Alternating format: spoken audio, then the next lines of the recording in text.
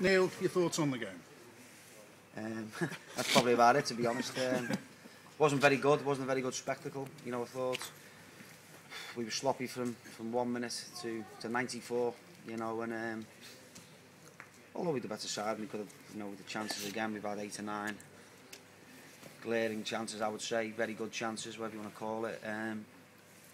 In the end, huffed and puffed, and it wasn't a great performance, but luckily for us, we managed to get over the line. Would lethargic be a good word?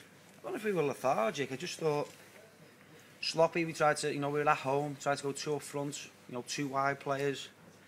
You know, people are crying out for it, but I think you've seen today it doesn't work for us. It just, there's something there that just doesn't happen for us. We look too open.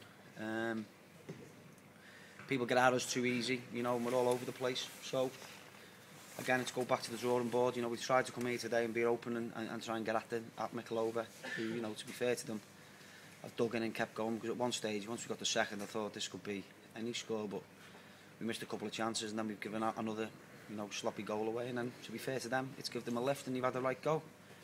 But yeah, far too, you know, I know people want to see expansive football, and no one more so than me, but far too open for a game like that. And if we go to Chorley and play like that and play in the way that we did, we'll get a good hiding. So, you know, we've got a lot of work to do in the week. As you say, a great start, 2 goals up after 20 minutes. Yeah, 2 goals up after 20 minutes, probably should have been 4, 5, the chances that we had, you know. Final ball was awful. Actual thinking, you know, throughout the game was poor, you know. Though we got better as the second half went on. I thought Alex Brown was, you know, came to life in the second half and done really well for us. But, you know, we've got to have players out there who want to go and get the game by the scruff of the neck and have an ownership of, you know, of their position and for the team and all the people around and organise.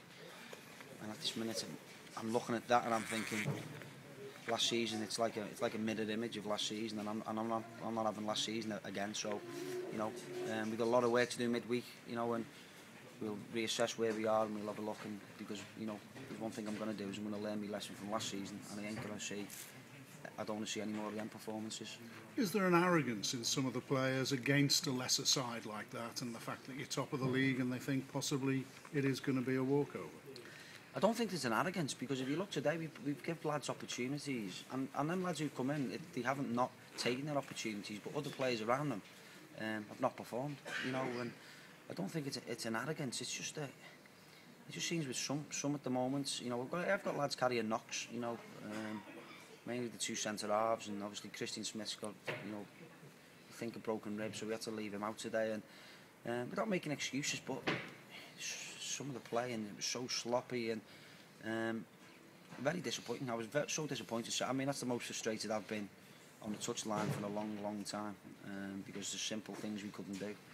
You know, even up until the 90th minute when we've got the ball and we're still trying to score. It's just basic stuff. You know, just keep the ball and let's see the game out. Bad day at the office, but then we give the ball away, and then, you know, they're back in our half. And I think we've seen plenty of times last season when we conceded late goals doing exactly the same thing. But we managed to hold on. The results have gone elsewhere for us. So, you know, we put that away as a bad day, but a good day, if you know what I mean. And work hard in midweek, because we've got a big game next Saturday now. Will you be freshening the squad up? We're trying to bring somebody in. Yeah, you know, we're close, fairly close to bringing somebody in, defender, which will be a big signing for us, experience-wise and quality-wise. You know, if I can complete it Tuesday, Wednesday next week. So, you know, I think that'll be, if we can do it, you know, a big plus for us going into the final 3 or 4 months of the season.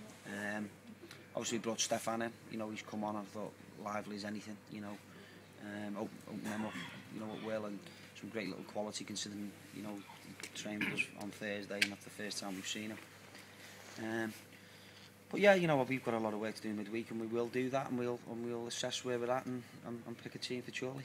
Will the defender be a loan signing or a permanent? Well, what the agreement at the moment is, as it currently stands, if we can do it, is that he'll sign for us with a view that if a Football League club comes in for him, that he will be allowed to leave.